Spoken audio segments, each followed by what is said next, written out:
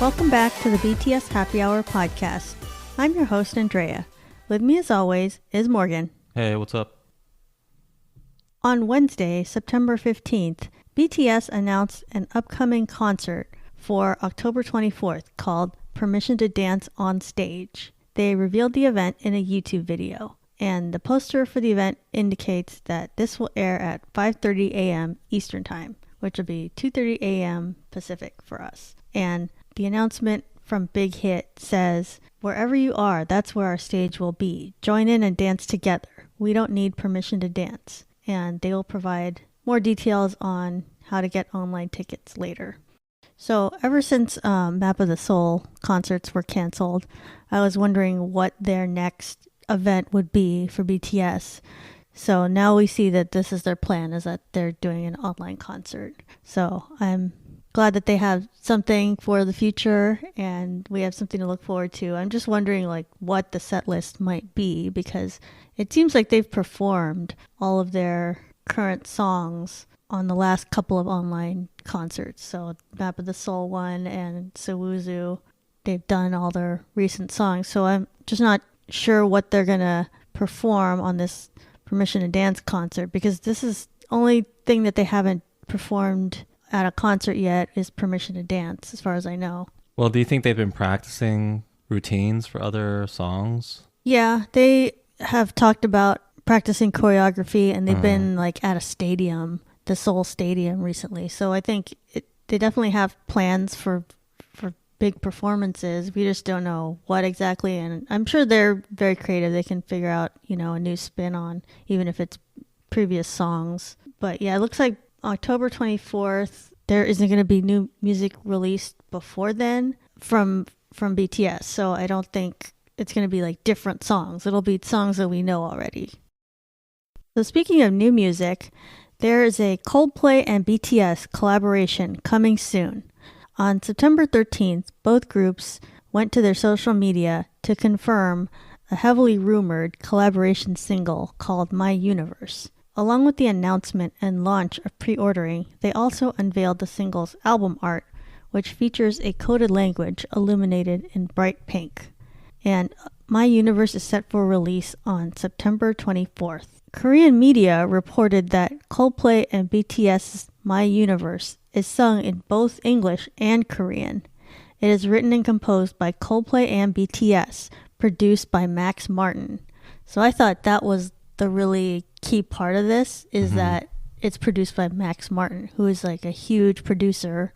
Right. And I haven't heard of anything he's done recently, so I don't know if he's just taking a break or whatever, but he's very influential. So I definitely think this song is going to be... You don't know who he is, but he's a name behind a lot of hits, Yeah. I went to look up what are his biggest songs, because I know, Katy Perry, Taylor Swift, Britney Spears, but he's behind songs like Hit Me Baby One More Time, Oops, I Did It Again, Blank Space, and Shake It Off from Taylor Swift, and a lot of the Backstreet Boys songs even. He's behind I Want It That Way, and Katy Perry's her Teenage Dream era. He did a lot of those songs. So he's very important to pop music. Right. He's basically a big part of Western pop music for the past 20 years. You can't get around his presence. Yeah. And he's a Swedish producer, and I don't know if I just haven't heard much about what he's been doing lately, because the albums that I'm talking about that I know him from are from a few years ago. So I don't know if he took a break or if it's just he hasn't been as successful as those, huge hits have been lately. So if you love pop music, this is great for BTS. So you should be ecstatic that BTS is working with Max Martin on this song. And I'm surprised that he works with Coldplay, because Coldplay is very mainstream. I don't think of them as pop music though. They're not pop music per se. Coldplay is not, I like Coldplay. People my age like Coldplay, but they're not that popular now, are they? I think that someone in BTS must really love Coldplay for them to be working with them, because I don't think that they're a great collaboration. They are on the older side, so I can't imagine. I don't see a collaboration with Coldplay leading to the typical Coldplay fans suddenly becoming BTS fans. Mm-hmm.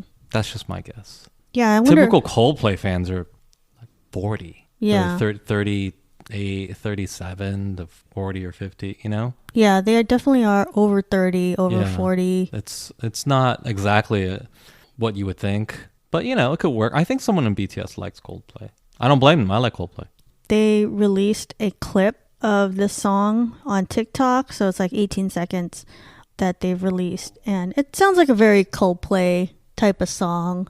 So it's more Coldplay than BTS. It sounds like Coldplay, but it also sounds kind of like BTS songs, like Microcosmos, and you know, other songs like that. Some of the more ending concert kind of songs. So I think it's gonna work well. Like the clip I heard, I was like, oh, okay, that sounds pretty good. Let's see what the whole song sounds like. And I guess Max Martin produced Coldplay's whole album that's coming out, which is called Music of the Spheres, which is coming out October 15th. So yeah, I'm looking forward to this. I'm surprised like their next thing is a collaboration, but I guess that makes sense if they're just waiting on, they don't want to release an album just yet. So they're going to do another collaboration in the meantime, even though they just had a collaboration. They had the Butter version with Megan Thee Stallion on it that just happened just a few weeks ago. And I do think this song could be huge, and I'm sure it'll really help Coldplay sales to have BTS on it. That is a huge benefit. They might have in place a similar deal that they have with Megan Thee Stallion, because maybe Coldplay will be featured on a future BTS song too, so they could get, you know, a lot of benefit out of that from the Coldplay fans. And I was actually surprised to hear that Coldplay fans actually have a name for their fandom. Like they're that Really? popular that their fandom has a name. Like that doesn't No. always happen in the West. What is it? It's not very creative though. It's just Coldplay Coldplayers. fans? Coldplayers. I don't believe it. That's what they said. Because now I've seen on Twitter like Coldplay fans have started to like interact with ARMY because they're trying to like, you know, get along with them and everything now that we know that there's this collaboration. So they're saying like, okay, here's, you know, if you want to know about Coldplay, here's some of their biggest songs or whatever, or here's who the people in the band are if you want to get to know them. So there's I've seen like interaction between Coldplayers and ARMY. So like a 40-year-old Caucasian man is interacting with ARMY now. Yeah. That is happening. There's some Hey, that's not a bad thing. I'm not synergy happening. In case you think that I'm being sarcastic or think it's a bad thing, it's not a bad thing. People are coming together. Yeah. It's good when people open their horizons or whatever. But let's make no mistake. This is the Coldplay fandom. Right. That is their fandom. It's not teenage girls. Nothing wrong with that. Older guys generally. Nothing wrong with that. Those guys need to listen to music too, right? And Kind of like I'm kind of like those guys actually, but you know, yeah, and that's fine.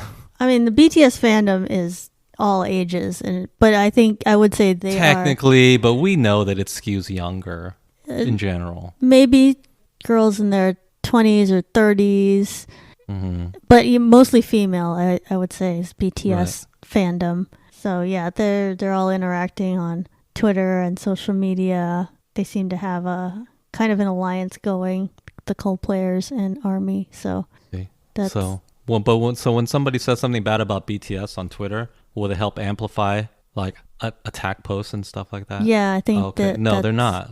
Probably not. So the alliance only goes so far, is what you're saying. Well, we'll see. I didn't even know that Coldplayers had a presence on social media, so we'll see if that helps. I still barely believe it. I don't really even believe it. I think maybe there's a couple people, and they said we're the Coldplay fandom. And listen, most Coldplay fandom, you know what it is? They don't go on social media and talk about Coldplay. They just listen to it on their commute to work. Mm-hmm. I'm pretty sure that's their wheelhouse. That's their fandom. And even though they really love listening to Coldplay, because here's the thing. If you're young and you're listening, here's unfortunately, what happens to you as you get older. You start to just listen to the same stuff over and over again. And this happens to every single generation. Yeah. And if you think that you're going to be immune to this, good luck to you. Probably not. You're just going to listen to the stuff that you really love from the ages of like 13 to 23. And then you're not really going to be open to new music from the ages of 23 until death. Right. You stand in the same groups. You're going to keep on listening to the same thing, right? That's why you have like 50-year-old people who listen to like classic rock. Yeah. Hey, you know, there's really cool new rock, you know? That's like There's Kiss like, fans. You know what? Like even people who love rock music, I'll tell them, hey, I know you love classic rock. How about some of these quote unquote new rock bands? They're not even new now. They're old now, like the White Stripes. Yeah, or like But the then Strokes. Right. Have you heard this stuff? It's not even new now. But at the time I had this argument, it was new, right?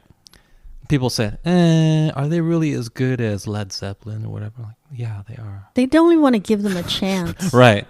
Their intransigence is not unique to them. I'm not trying to paint them as the bad guys. This is just something that happens to people. They get used to what they like, and they're not really open to new stuff, you know? Anyway, circling back to the Coldplay fans, I feel like that's where a lot of them are at now. So it's hard for me to see them being that open to new stuff. But if they are, that's awesome. That's great. Mm-hmm. It's just going to be, as you get older, it just gets much harder to be open to new music. You're going to find more and more new music to be trash. How much of that is your own bias? You just feel like, oh, it's not as good as the stuff I listened to when I was young, right? And how much of that is, oh yeah, it actually became trash. Who knows? Who knows? Yeah. Right?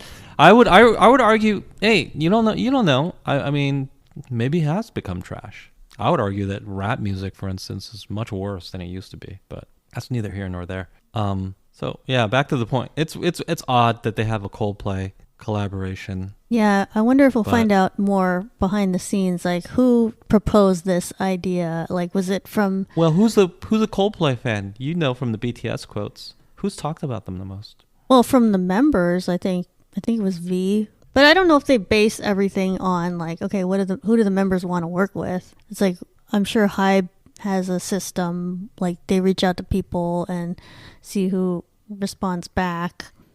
Well, here's the thing. And, you know, this speaks to where BTS is at this moment. I think that if they said, we want to work with, they could say anybody. They could put any name out there, and that person would be willing to work with them. Mm-hmm. I don't think there's an artist on the planet who would say, a BTS collaboration? Nah, not really my thing. I don't know if it fits with my whole whatever. No, there's no one who would say no. And also the artist doesn't have free reign to say no anyway. Probably the label would have most of the say, right? And what label would say, nah, we don't want to work with BTS. Sounds like a loser. Well, Megan Thee Stallion's label. They're the only ones, though, that I think would say Well, they didn't say no. They just said they want more money from the collaboration, correct? They wanted money, but then they also said they didn't think it would help her career. Oh, really? They thought that? Yeah. I mean, I don't know if they meant that or that was just an excuse. Well, her label is filled with idiots then. I don't know. I would say most labels would say, yeah, BTS collaboration, great, bring it on, right? Right. So essentially what I'm saying is if BTS collaborates with someone, it's because of their preference. Mm-hmm. It has nothing to do with what is available. Like, well, we wanted to work with Justin Bieber, but he wasn't available or he didn't want to work with us. So we had to settle for... No, if they want to work with Justin Bieber, they will. And they probably will in the future, obviously, right? Yeah. All things considered, you know, he's a Hybe employee. I think that's definitely going to happen. If they want to work with Ariana Grande, they will. They did, right? Mm-hmm. They want to work with Olivia Rodrigo, I bet you anything, they will. They could. Yeah, so it has to do with what they want to do. And they chose to do a collaboration with like a soft rock band that appeals to 40-year-old white dudes. It indicates to me that somebody just really likes them. Coldplay. Well, Coldplay is very successful. No, I agree. I think that I'm a fan of Coldplay. I've been listening to them for a long, long time. I'm not saying that they're bad or anything like that. Right. I'm just saying it's a little bit of an odd choice for BTS. They are popular, but they're not like, okay, we're at the top of Billboard Hot 100 or anything. But they have a very dedicated fan base. Yes, they have a very durable popularity. Like if they went on tour, they can sell out stadiums. Right. They're very similar to BTS like that. I would say they're more similar to the Rolling Stones. Yeah. Like, old people like them now, and that popularity is just never going away. It's a legacy popularity. Yeah. Like even if their next album is terrible, I'm sure their fans would stick with them. Their next album has been terrible, twice at least. I haven't liked their last couple of albums, so... That's true. What we know Coldplay for was some like 2005 stuff, right? Yeah. That's what everybody knows them for. but somebody just must love Coldplay on the BTS side. And their upcoming album is, like I said, Max Martin produced, and it's called Music of the Spheres, and it has a very solar system kind of vibe, which is very similar to what the theme of the last muster for BTS was, Sowuzu. It had like very similar elements, like visual elements, like planets and stuff like that, and space. So I don't know if like I'm sure this song was probably recorded a while ago, and so They're not related, I'm sure. that had to play into it, just using the similar theme. I mean, I don't think it was like plagiarism or anything, but I just think, yeah, like a space theme. They have that in common. Plagiarism. The space is not owned by anyone, right? Except America. But there are a lot of similarities, and I think it's not plagiarism. It's just like, okay, this is kind of a hint as to the future, like for this song that's coming out now. At the Blue House, South Korean President Moon Jae-in presented members of BTS with certificates of appointment as special presidential envoys for future generation and culture, and expressed gratitude for the band's role in raising the nation's global profile. And he presented them with a diplomatic passport and a Blue House fountain pen. The group is set to accompany Moon to the UN headquarters in New York City to attend the 76th United Nations General Assembly. So when I heard about BTS getting this, whatever it's called, like the presidential special envoy appointment, I thought it was just going to be kind of a honorary thing, like, okay, yeah, BTS, you guys are great, and here's this honor. And I thought it was mostly like a ceremonial thing, but it sounds like it's pretty legit. It's like very on the level of making them ambassadors practically. Like if you gave them diplomatic passports, that seems like a huge deal. It is a big deal. I believe that they're going to use this to further separate BTS from other plebe K-pop acts when they want to give special exemptions or whatever. They're probably going to come out with another exemption and be like, you don't have to serve in the military if you have this. If you're an envoy right. for the president. Like, well, who does that apply to? Oh, wow, look at that. It only applies to BTS. See that? And those are the only people who have to give this to.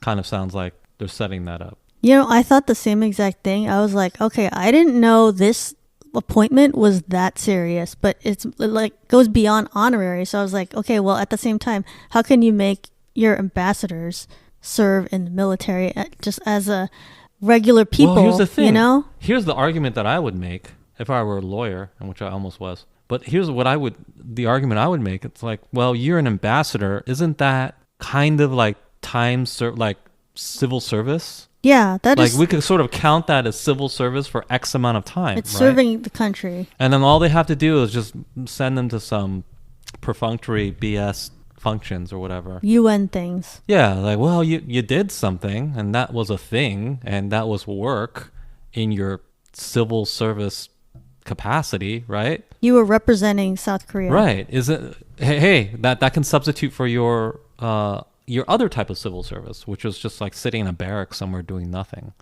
right? Yeah, you're peeling potatoes or whatever. You know, like typical. Is that what they do? Probably. Well, I mean, they have to do all sorts of things that's part of just a regular army, you know? Right. So I feel like they're going to be their out. They're going to say, hey, we performed the civil service, it helped the Korean government, and that's a good substitute. And I don't even think it's an excuse. I think it's actually justifiable, because think about it. If you're sitting in a barracks doing God knows what, how valuable is that? It's not that valuable, right? Being an ambassador is at least arguably more valuable than that. Yeah, I mean, very few people can do that job. Yeah, I mean, if there's a shooting war with North Korea, obviously it's not quite as valuable. I suppose you need as many soldiers as possible, but let's be realistic. That's not happening anytime in the near future anyway. Yeah, and it seems like the president and the government of Korea is very much in favor of BTS being this representation, like they're being used as ambassadors and diplomats. I think it's totally fair, because they're in a unique, and it's a unique thing. You can't say, well, all K-pop acts deserve this because they're similar. they perform a similar duty. They don't, because they're just not as big, right? Even though I'm a person who totally does endorse all K-pop acts getting some kind of exemption, you can't rightfully argue that they have the same impact as BTS. Obviously, BTS, they have a bigger impact. Whatever they do in service of this that we're talking right now, it's greater than sitting in a barracks, right? I don't think anybody can argue against that. I think the fact that they're serving as diplomats, it goes even beyond the economic impact, because maybe that argument wasn't resonating with the government or the public as being a good enough reason for an exemption. Like, even though to me that is a massive reason, the economic impact that they bring to South Korea if they were to stop their work as BTS for 18 months or whatever it is. That, to me, that is a huge reason, but maybe to Korea, like, that isn't enough. And so I think the president and the government, they were like, okay, well, if BTS is ambassadors, if they're diplomats, that goes even another level to where it makes sense to like I've always been telling you, they're working on full exemptions, and I think that this is a piece of that. They're working on full exemptions. You will not see these guys in camo, okay, in camouflage. Yeah, this makes me think they're working on full exemptions. That is less likely to happen now. You know, this is part of that puzzle, okay? So this is good news all around if you're a BTS fan. If you're anti and you want to see them go to the military, this is bad news for you. But it's good news if you don't want to see them go to the military. Just an aside observation I had. They're getting like diplomatic passports, right? Yeah. They're technically diplomats now, right? That goes beyond a regular passport. Yeah, that's an awesome passport. Now, listen, there's this old movie called Lethal Weapon, okay? And this is just some total tangent, but there's this old movie called Lethal Weapon. Listen, it's a great movie with Mel Gibson, one of the great American/Australian actors we've ever had. The great actors of Hollywood. Great man. Anyway, in this movie, there were these South African guys, and they had diplomatic immunity. South Africa used to be villains because they had apartheid in the 80s. Anyway, that's over now. They have other problems. But these diplomats, they were the villains of the movie, right? And then they killed a bunch of people. They just did all sorts of evil stuff. They were committing crimes. Yeah, they're just like shooting people out in the street in broad daylight. In America. And then Mel Gibson, who was a cop, he said, hey, I'm a cop. You got to stop doing that. I'm going to arrest you now. And then boom, you know what they said? They said, we have diplomatic immunity. Yeah. We're from the South African embassy. You can't arrest us for anything. That's a benefit of being a diplomat. And then Mel Gibson was like, God damn it, you got me. I can't arrest you for anything. He still killed them later. I forget what the loophole was. I think he just did it. But anyway. Well, they were trying to kill him, so it was like defense. Is that how the movie ended? I don't remember. Anyway. Yeah, there was a lot of violence in this movie. It was just because it was self-defense he could kill them? He could have just like killed them and just claimed self-defense at any time throughout the movie. Well, I think he tried to not kill them. That doesn't until they tried to kill him. That doesn't sound like what Mel Gibson would do. Anyway, they had quote-unquote diplomatic immunity. So they just kill people and then just go about their day. And I've always wondered, and I should probably Google this at some point, does it really work like that? Like, can BTS kill people now? And they're just like, go back to South Korea like nothing happened? They're like, I have diplomatic immunity. Yeah. I've murdered Olivia Rodrigo, and now I'm just leaving. Can they do that?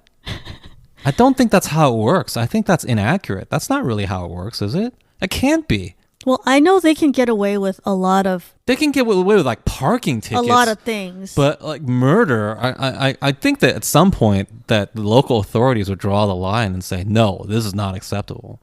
I'm sure that we don't like charge their parking tickets or whatever. Yeah. I don't think diplomatic immunity is that blanket, is it? I think that movie might have simplified it a little bit. The thing is, we don't really know, because let's say some diplomat did murder an American and then they just went back to their country. Like, I think our country would probably just cover that up. Well, if they went back to their country, I can see how we can't do anything, because we would say, hey, that person is a murderer. They murdered some people. Well, can you like send them back? And then that country probably would just say, no, we're not going to do that. Well, I think maybe... And then since it's just one person dying, it's not that big of a deal, in the grand scheme of things. So we would just say, oh, whatever. You guys are dicks. But I think that if they're still here and they just murdered people in broad daylight, like I think happened in the movie, I don't think that we would be so helpless. I think we could probably detain them. And then there would be a long legal process or whatever. But they couldn't just go about their day like nothing happened. That's what happened in the movie, okay? They just went about their day like nothing happened. Yeah. Well, I think maybe behind the scenes, they might do something like, hey, don't make that person a diplomat anymore because we don't want them in our country. They're barred from coming here. But maybe they wouldn't charge them with a crime. That's still pretty serious because what if the press gets a hold of that information and said, hey, BTS killed some people today and they just got away with it because they have diplomatic passports. That would be a big story. Yeah.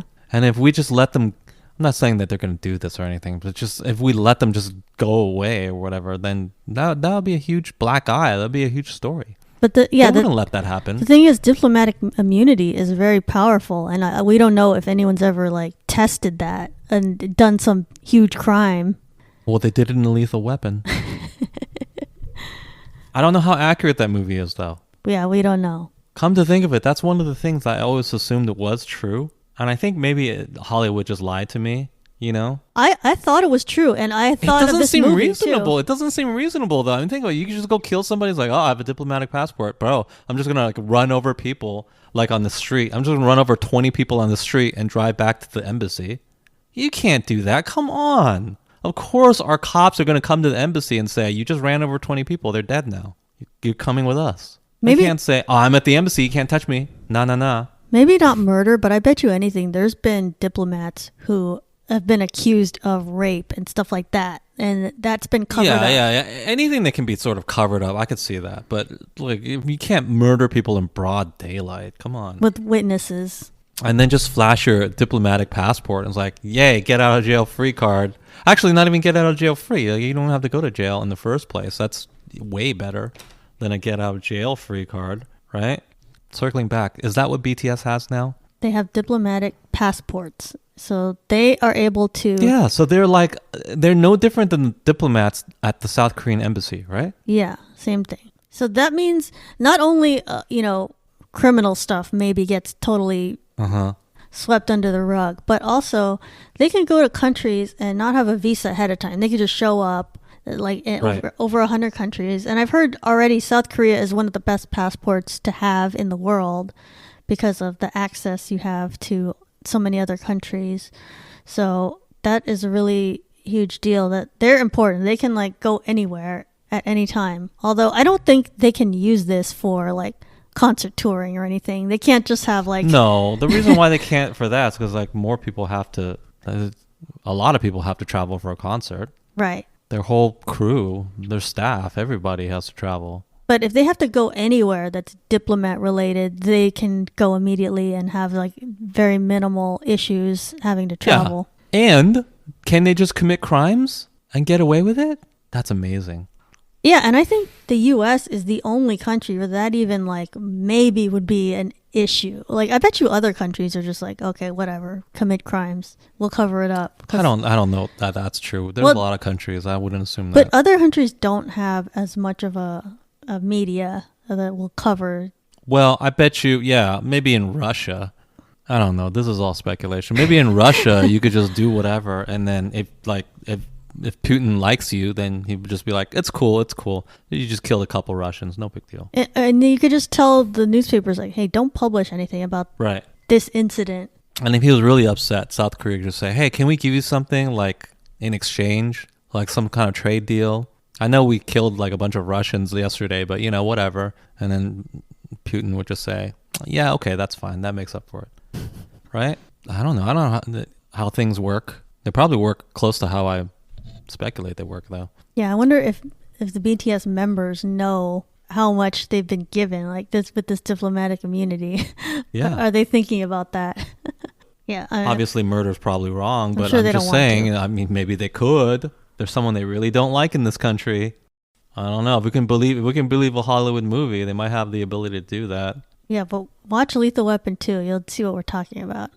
Good movie. Is it 2 or is it 1? It was 2. Oh, okay. 2 has the South African diplomats. Yeah, okay.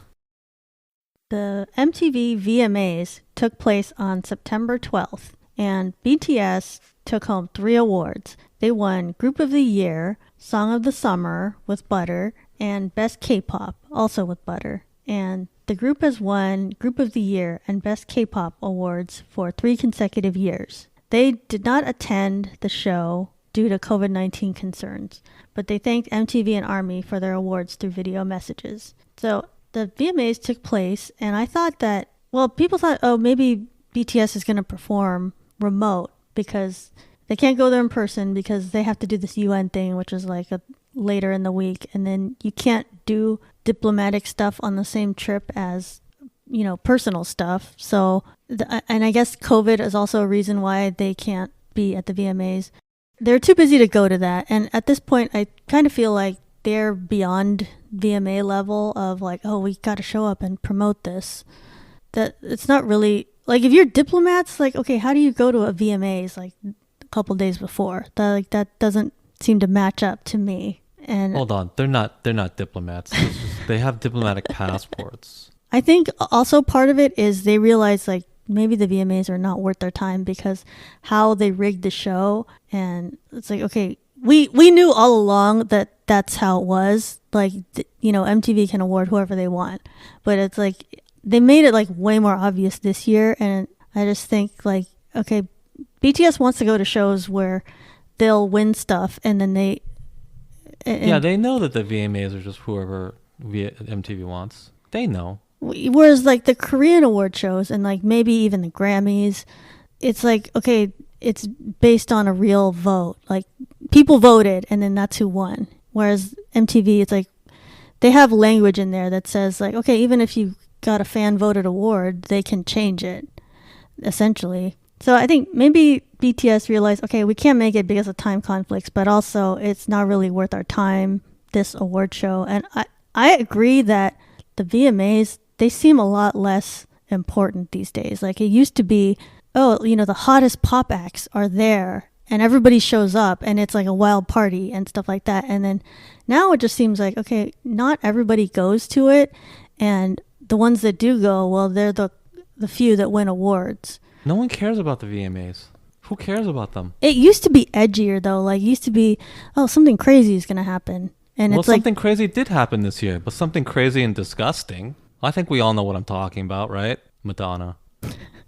That was a surprise that Madonna at, what is she, age 62 or something like that? Oh, 62, 70, 80, whatever. She was wearing a very like revealing outfit and was like at the beginning of the show. I don't know I didn't watch the show, but I did hear that she showed up and made an appearance. So. Well, what makes you say it's we know it's rigged, but is it why is it obvious though? Well, what people found from Twitter is, okay, MTV made a lot of these awards fan voted, which is fine. Yeah, that's fair. I feel like that's how you want to decide who wins awards.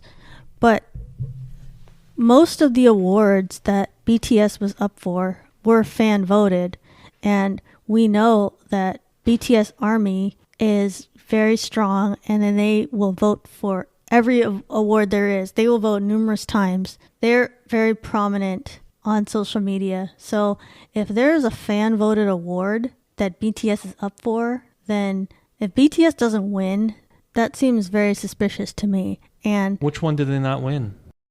They didn't win Best Pop, and they didn't win. Who did win? Justin Bieber won for that one, for Peaches. I could see Justin Bieber maybe winning a fan vote. That could have happened. I could believe that, but they also lost Song of the Year to Olivia Rodrigo.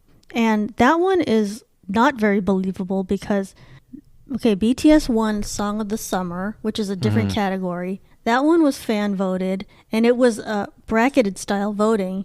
And so if you look on Twitter, people had screenshots of, okay, who was in the first round, who won. And Driver's License lost in the first round of that. So it couldn't even get to the finals for some. No, it's fixed. You're right. It's fixed. There's no way that Olivia Rodrigo would beat BTS in a fan vote. Yeah, she doesn't have as many fans, like, period. That's all. Well, she might have a lot of fans, first of all, but not as many as BTS. And second of all, I'm sure they're not as motivated to vote. So BTS definitely would have more fans, and more fans would motivate to vote. I'm certain of that. I'll put actual money on that.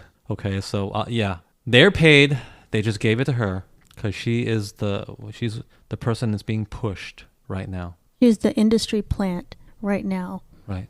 And so she won Song of the Year, which there's no way I'm going to believe that more people voted for Driver's License than voted for Butter or any BTS song. Because if BTS is in a category, ARMY will vote like crazy for whatever it is. So I don't believe she won that, but that's fine. MTV wanted to give her that award, and she won 2 other awards too. And it just seems pretty clear. She's being pushed by the industry. Yeah, that she's being promoted, and that's totally fine. But I just think as long as everybody's aware what's going on, like they are trying to downplay BTS because they're just way too popular. And it's MTV's own fault. Like, okay, if you don't want to give all these awards to BTS, why did you make so many of them fan voted? But maybe they don't care because they want to use the engagement of people. Yeah. So and then they want to use whatever results they want. They'll just change it if they don't like it. So they want to support the artists that they want to support. Well, here's the thing. I think that legally they're under no obligation to do anything. Right. Because the winners don't get anything. They get like a trophy. That's it. They don't get a cash prize or anything. So because there's nothing at stake, there are no U.S. laws that regulate this. I think. I'm not a lawyer, and this is not my specialty, but I do know that if there were prizes, there are specific laws that govern this sort of thing. If you want to understand why those exist, watch the movie Quiz Show. But if you're like, you have a game show or something where actually something's at stake, you can't just lie about your rules or your process. Mm-hmm. You're breaking the law. There are actual laws on the U.S. books against that sort of thing. So you can't lie about how the process works. But if nothing is at stake, I think it's just for fun. Right? And you can do anything you want. It's for entertainment purposes. That's it. Yeah. That's what these awards are. So MTV can just give whatever to Olivia Rodrigo. Mm-hmm. And I'm wondering if probably MTV tried to get BTS to perform this year. I would think they at least asked them, and there was just scheduling conflicts, because I think MTV is totally fine with trying to use BTS for clout and like ratings, and if they were able to get them to perform, it would have been just like last year. And it's like, oh, we'll have them perform like near the end and then keep everybody hanging on to see when BTS is going to perform. I think they still probably tried, and probably Hybe was just like, we can't do it this time. There's just too many things going on that week. And as a result, the VMAs had some very low ratings, and I think just people aren't that interested in the VMAs anymore. It's just like they don't have enough A-list acts going. Like a lot of other people also didn't go that are huge right now. Like I'm thinking Bruno Mars, Cardi B, Megan Thee Stallion. There's no Lady Gaga or Taylor Swift or Drake that was there. And usually like all of these people would show up. Like anybody who's got an album out this year in that same year would show up to the VMAs normally. But I just feel like it's not as hot at an event anymore. So also happening this week was the Met Gala, and this is an annual fundraising gala that marks the opening of the Costume Institute's annual fashion exhibit, and also serves as an event to benefit the Metropolitan Museum of Arts. The Met Gala has become known as one of the most prominent and exclusive events in the world, and one of the largest fundraising events in New York City. The theme this year was In America, a Lexicon of Fashion, and many celebrities attended wearing attire to fit the theme. Among the attendees for the first time were some K-pop idols, including Rosé from Blackpink and CL, who is now a soloist, but she is from the group 2NE1. So I thought that was really interesting that this year there was finally some K-pop idols attending. I mean, they're big in the fashion world now. Can't ignore them. Yeah, I guess with the sponsorships, that makes sense that there's some K-pop idols there, finally. And Rosé was there as the global ambassador for the brand Yves Saint Laurent. She wore a short black cocktail dress that had a white bow across the chest, and then she walked in to the red carpet along with the creative director Anthony Vaccarello. I mean, I thought she looked great, except that I just thought her dress was really plain and didn't fit the theme of the ball, because the Met Gala is supposed to have like very over the top kind of fashions. So I didn't like her dress at all, and I don't know if it's the brand's fault, like Yves Saint Laurent, they didn't give her anything good to wear, but it just seemed like a very ordinary kind of dress. I think that she's limited by being a K-pop artist. You think that's what it is? Because she can't wear anything too crazy. That's true, because yeah, Zoe Kravitz was also wearing Yves Saint Laurent, and she had like a very see-through kind of gown. It was it's like supposed to be out there and she looked very naked.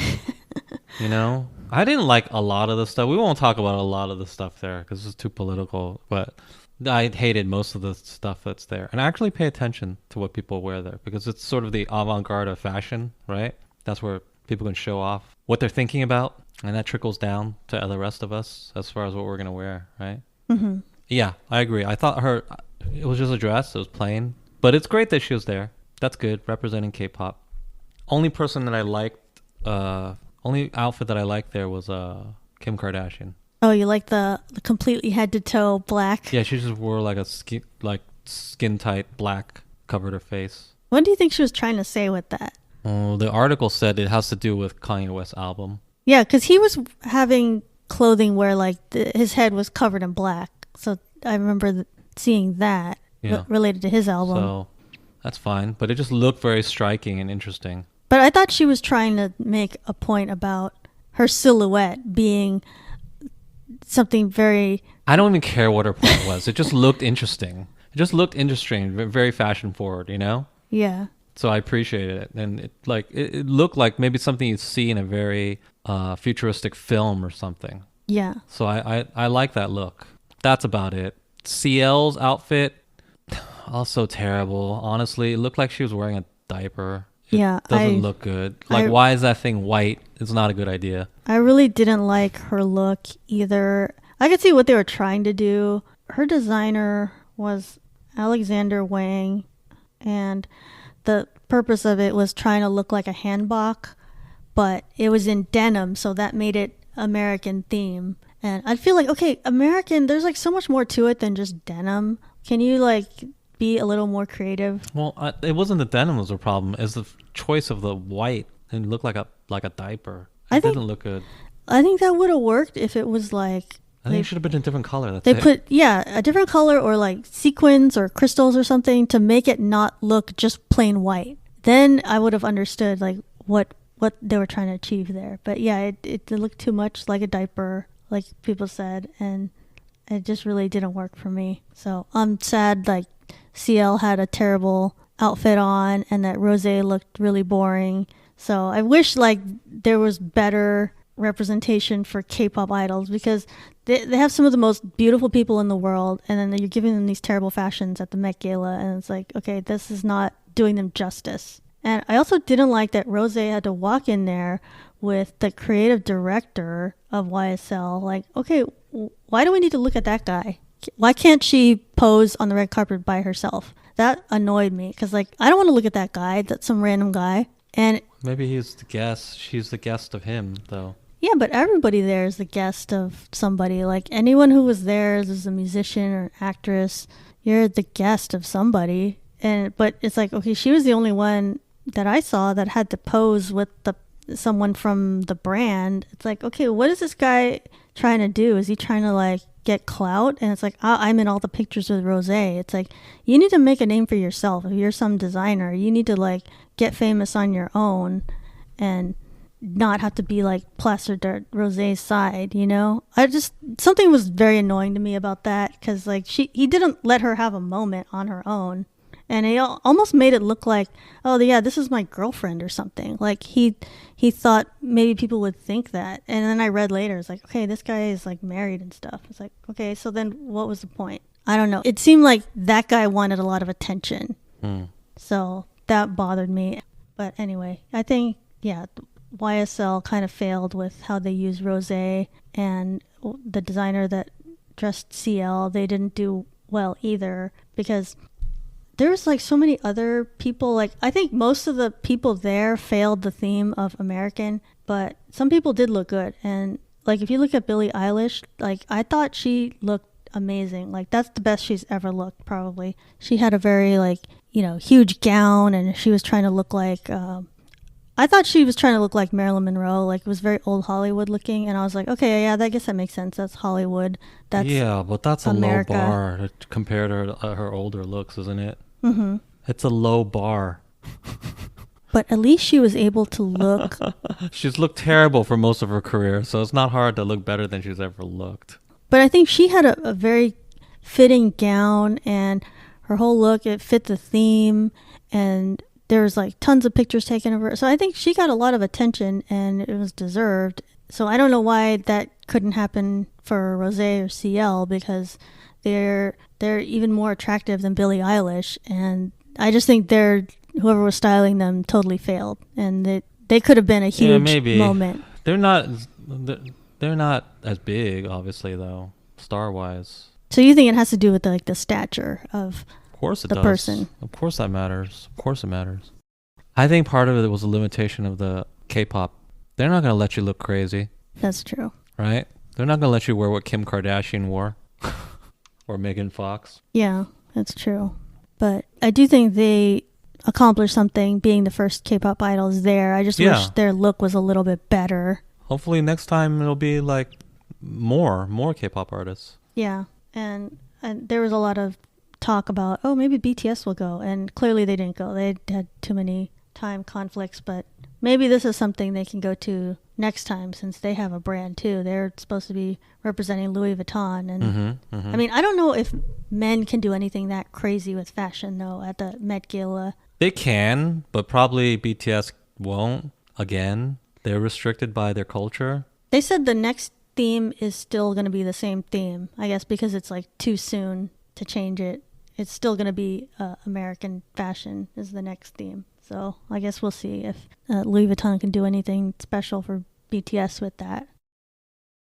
On September 10th, Lisa became the third member of Blackpink to release a solo. The song is the leading track of her solo debut single album, Lalisa, named after her real first name, Lalisa Manaban. And the last solo project for Blackpink was Rosé's song, which was 5 months ago. And the song shows off Lisa's rap talent and her visuals, and it had a Middle Eastern and Thai aesthetic on the video, and it was written by 24, Becca Boom, and Teddy Park.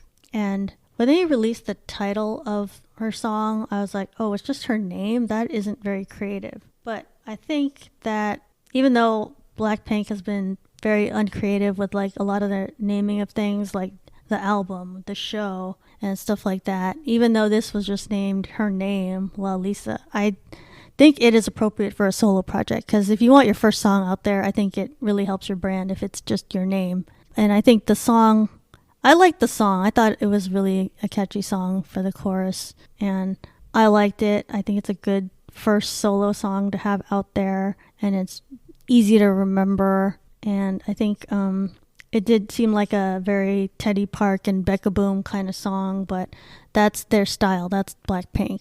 So I like the song. What did you think of it? I enjoyed it, but not quite as much as Rosé's or Jenny's. Mm-hmm. It's a little bit forgettable to me. It's pleasant, you know. It fits what you think her solo would be. Yeah. But it wasn't a standout for me. Yeah, the naming is fine. It should, brand you. I don't know. I was hoping for more. I was hoping for a harder edge. Do you think it should have like a lot more rapping, like yes, what she can do? Right, because she's a rap artist. Mm-hmm. At least that's how I conceptualize her. I just felt like there should be more rap. It should have a harder edge. Did you feel it was like too pop? It just wasn't much of anything. It didn't really lean into a particular genre, which I know is common for K-pop, but I would have preferred something else. Like if I would say what is the ideal Lisa solo, I would point to something like what Jackson Wang does for his solos stuff. Mm-hmm.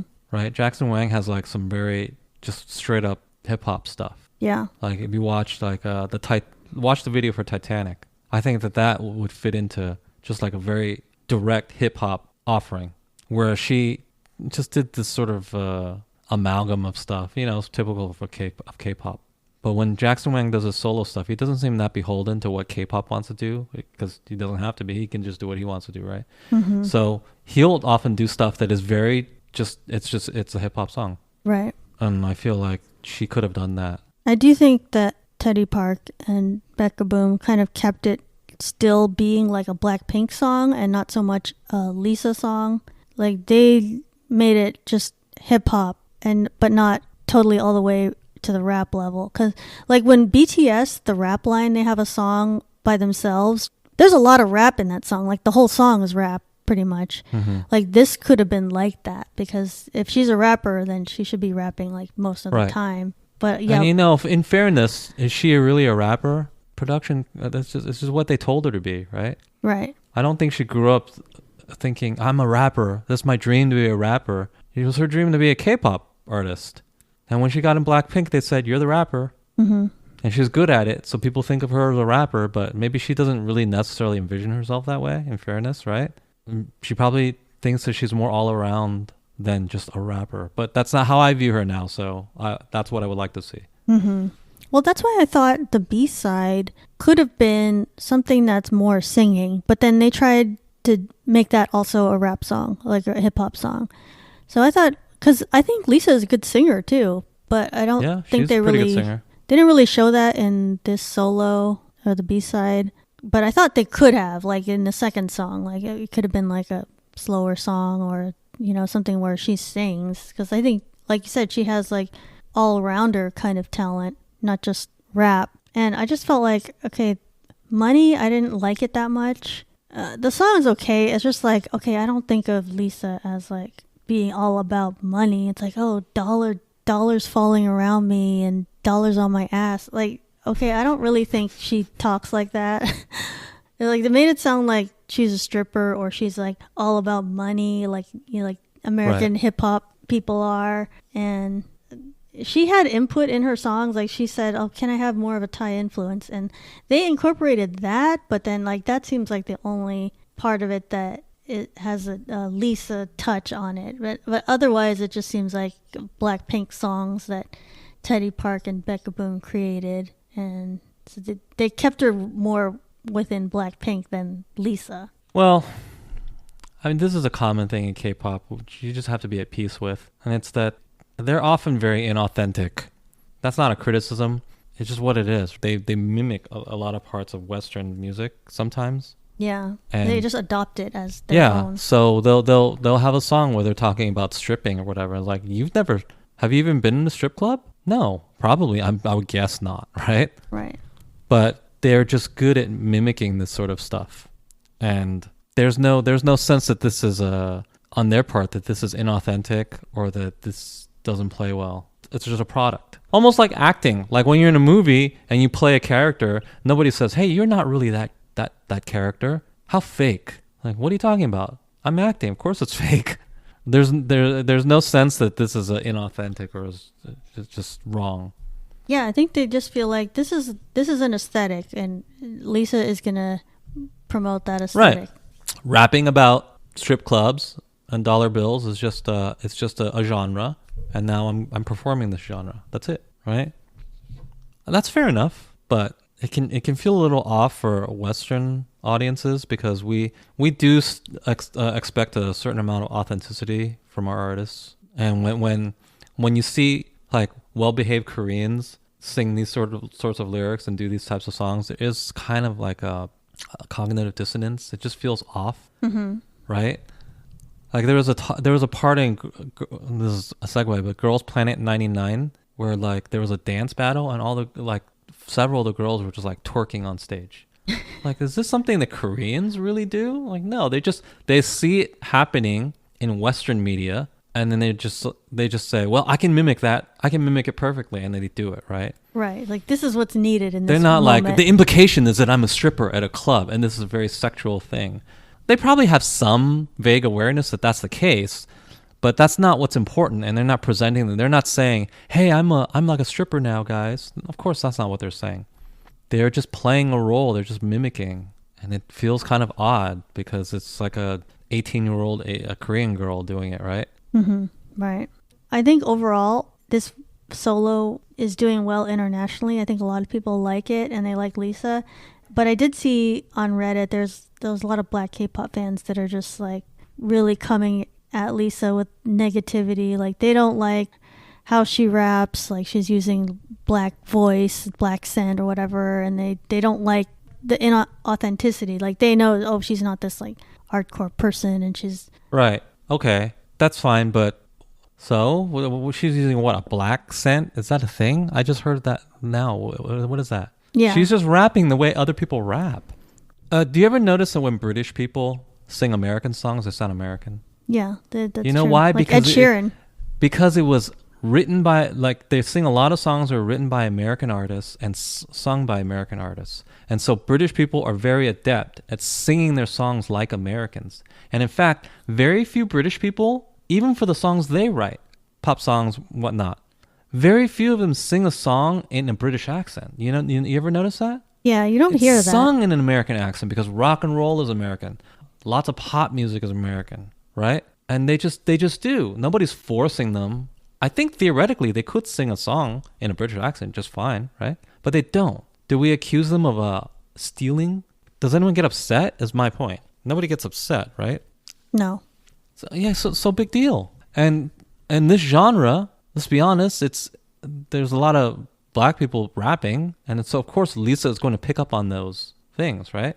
Yeah. Because that's what sounds right. That's just what sounds right. I don't think that any British singer says, "Oh man, I really I want to steal American culture, and that's why I'm singing like an American," or "I hate British culture, and that's why I don't want to sing with a British accent." They're not thinking that. They're just thinking, well, all of the music that I've heard is sung in this way, with this accent, in this language. And so when I sing it, it just sounds right. It feels right for me to sing it that way. That's why. Mm-hmm. I don't even think that if they, like, what if Ed Sheeran did a song in a British accent? Would it not sell? I'm pretty sure it would still sell. We wouldn't just reject it and say, oh, that's trash. No. Yeah, he would still sell. It would still sell. But for whatever reason, music is just, I don't know, it's just associated with an American accent now, if it's sung in English, right? Yeah, you go with what aesthetically sounds right. It just sounds right to people. And that's all she's doing. I think it's just stealing anything. Lisa is too good at rapping, and so then now she kind of gets resented for it because they're like, well, she sounds like she's sounding too black. She's good at mimicking it. She's good at mimicking what she hears in popular culture, right? Yeah. Just like a British person who's singing suddenly doesn't have a British accent. Does Adele have a British accent when she sings? No. Well, does Celine Dion have a Canadian accent when she sings? French Canadian. Yeah. No, She doesn't, right? Not really. Only when she talks. Correct. She's stealing our culture? No, she's not. It just sounds right. And they're great singers, they're great artists, so they have a keen ability to just mimic that sound. That's all. Mm-hmm.